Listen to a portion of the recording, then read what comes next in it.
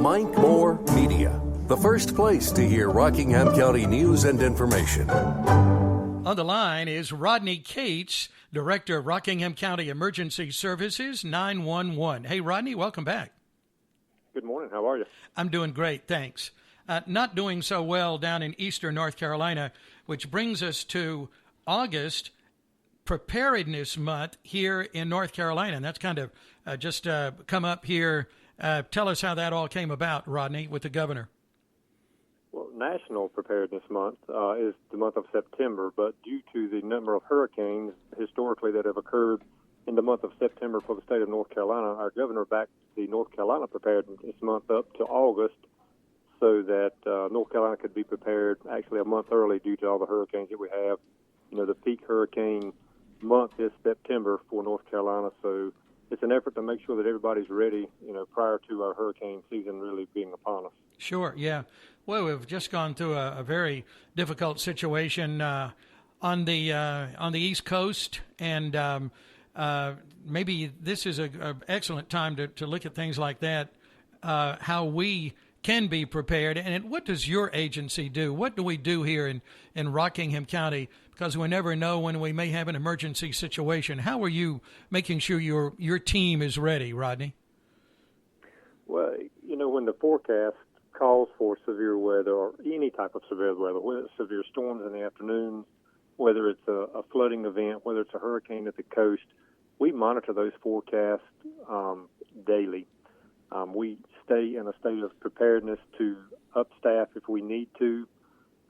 We monitor our staffing levels if the forecast is calling for what we feel would be an inundation of calls for service through the 911 side, from the fire marshal side, from the EMS side. We try to upstaff, plan ahead. We put our administrators become workers just like everybody else so that we can facilitate the needs of the citizens should the need arise. Mm-hmm. So you're really in standby mode all the time, I guess. We are. That is correct. Yeah.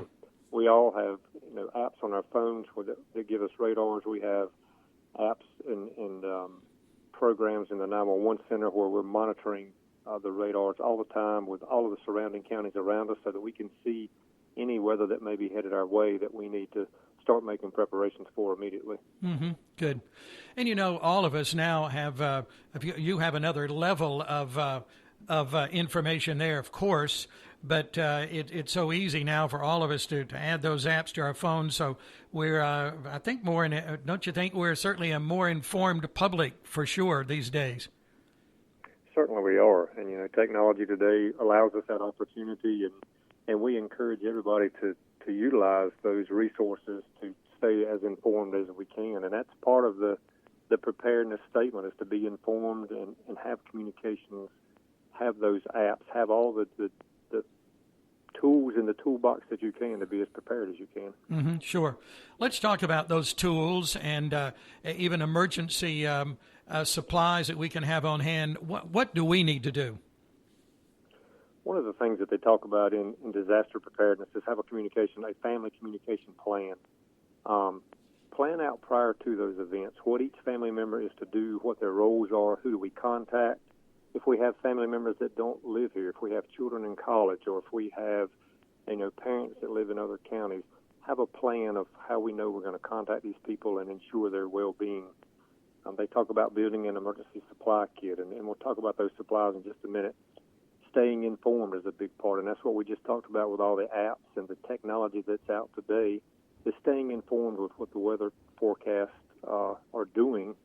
And it also, one of the key things is to have a way to receive weather alerts. And we've talked many times about Code Red and the importance of Code Red. That is a key source of information and an alert notification that lets us know when severe weather is upon us.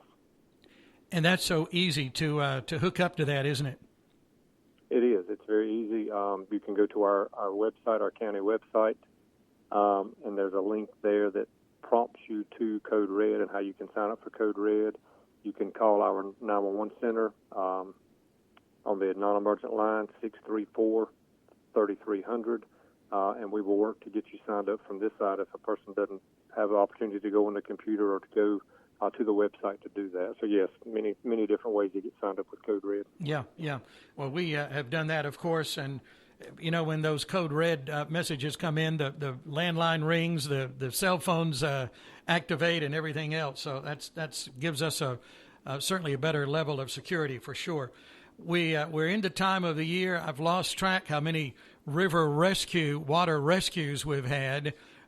Give us some information that we need to know to be safe on our rivers. The main thing that we encourage is stay off the river when the water is high or moving fast.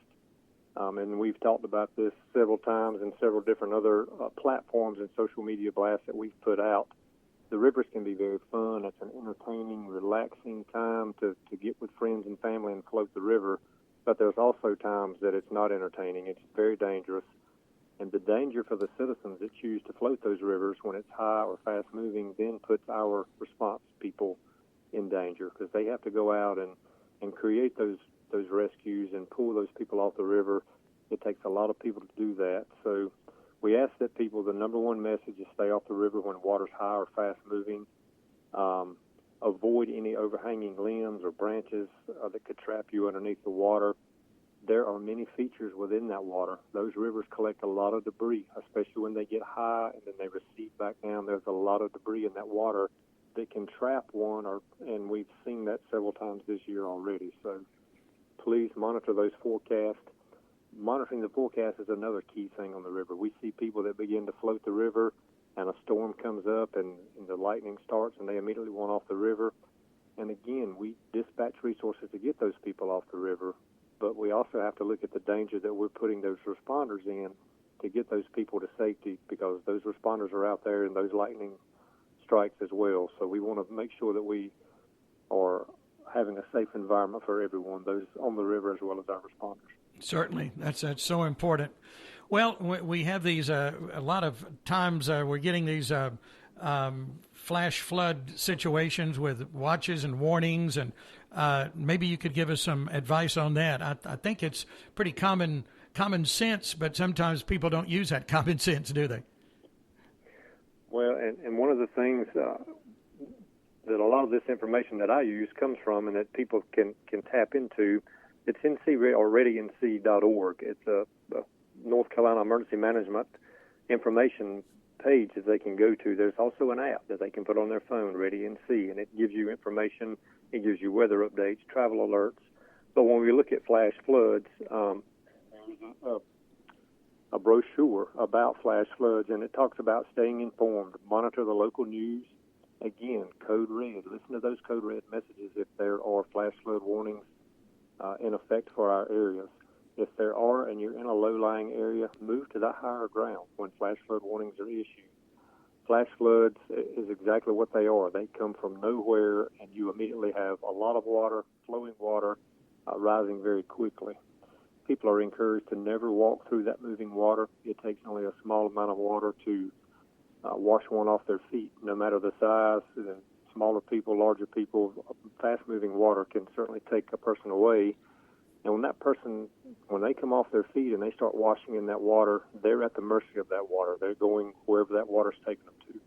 And if it's to a deeper pool of water, to a more rushing water, oftentimes we've seen the outcome not be very positive for those people. So never walk through that rushing water, and certainly never drive through that water or the flooded areas. Again, the thing that we've heard many times, turn around, don't drown, but there's so much truth in that, because again, it doesn't take a lot of water to move a vehicle.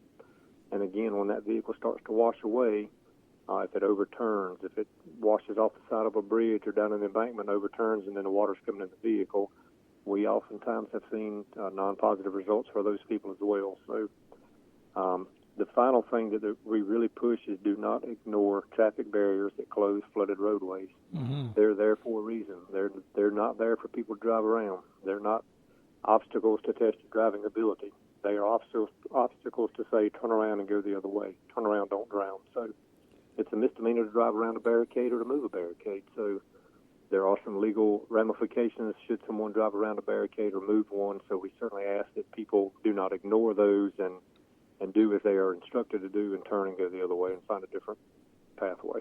That's where some of that good common sense comes into play. No, those barricades don't mean me. I can go around. But no, it means you. It means everyone. It does. Yeah. That is true. I'm enjoying communicating with your 911 team early in the morning now, getting overnight reports, talking to everyone, and finding out what's going on around the county. And one person I wanted us to talk about today is George Casey, because he just had an anniversary, August 1. He did, marking 28 years of service as a 911 telecommunicator for Rockingham County. George has obviously been a pillar of the 911 community for a great period of time. George is a wealth of knowledge. George understands and has seen the 911 world progress over the years, the technology progress. George can certainly relate back to the days when we had to transfer calls and there were 4 or more 911 centers located throughout the county, and if a person called a police department but needed EMS, they had to be transferred to another location so that they could get EMS. So George can relate to those times, and I think it brings about a new appreciation for the systems now where you don't have to transfer callers and it's all consolidated. Everything happens in one building. So George brings the knowledge of the way it used to be and the difficulties that they experienced back then, and there's still difficulties now, but George can certainly see the benefit and the benefit of the technology that has evolved over the years. Mm-hmm. Yep, he's been there, done that, and that's a good perspective for sure. So we recognize George Casey for his many years of service to Rockingham County citizens. We appreciate that, and your whole team there, Rodney. As I check in with 911 in the mornings, it takes unique, special individuals, doesn't it, to make this happen? It does. 911 is a hard business. There's a lot of pressure. The common picture of a telecommunicator is that they sit around and wait for the phone to ring and then they take action. But it's actually quite opposite. There's many times that they hope the phone will stop ringing. Because in this 911 center, during the day shift hours, 6 a.m. to 6 p.m., we process about 300 calls a day. Yeah. And we do that with a staff of 7 people that are on day shift. And in those 300 calls a day that they process, they're making life safety decisions for people. They're giving them CPR instructions. They are telling them what to do if their vehicle is flooded. They're telling them they have caller in danger protocols. If it's a domestic situation and someone's being abused or their life is threatened, the telecommunicators are making those decisions to activate these life-saving protocols and give these people instructions to save their lives. So they're incident commanders each and every day. When they take that initial 911 call, they are the incident commander for that call until the on-scene personnel get there. So they have a huge responsibility. There's many days that they sit at their consoles and eat their lunch, and because the call volume is so involved that they don't get up and they can't go anywhere at that particular time. So they're certainly a group of heroes that are unsung because they're behind the scenes, but they are the glue that holds it all together, that's for sure. Well, again, thanks to that team that's there for us at 911 24/7, 365. We appreciate all of them. Is there anything else we need to mention before we wrap up, Rodney? No, I think we've covered everything. We just ask people to continue to be mindful of the COVID situation. That's certainly not going anywhere. The 3 W's: wear your mask, wash your hands, and wait 6 feet away from others. We've heard that a lot, and we certainly don't want it to become complacent with people, because it's statistical facts that it does make a difference and curbs the cases of COVID-19, and that's a measure that we can all take to hopefully get back to a state of normalcy as soon as we can. Yes, sir. Okay. Always good to talk to you. Thank you. I appreciate it. Have a good week. We'll talk again soon. Yes, sir. Take care. You too. Rodney Cates is Director of Emergency Services 911 for Rockingham County. Let me give you the county website as we wrap up, myrockinghamcountync.com.